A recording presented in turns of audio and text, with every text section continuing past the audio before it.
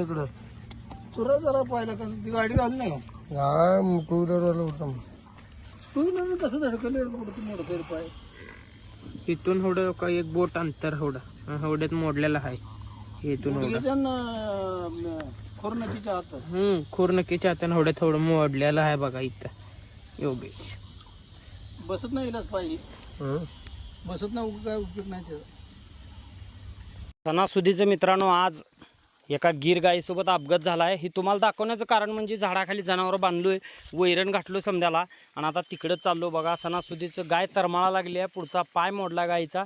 Video दाखवतो तुम्हाला कारण तर फेस दाखवत वेळ घालवण्यापेक्षा आपली जनावर दाखवण्यात वेळ घालवतोय.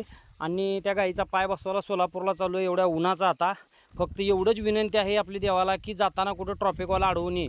कारण तर आपल्याकडे गाडीची कागदपत्र नाहीत, लायसन नाही किंवा आपल्याकडे ए टू झेड ते काहीच नाही. फक्त गाडी वापरतो आपण 10 वर्ष झालं, कधी कुठं अपघात नाही. फक्त ट्रॉफिकवाल्यांनी फक्त आपल्याला अडवू नये. म्हणजे कसं त्यांचे नियम अटी लय लागू असते, तो त्यांना वेळ वाया त्यांच्यापाशी वेळ वाया घालवत उपयोग नाही.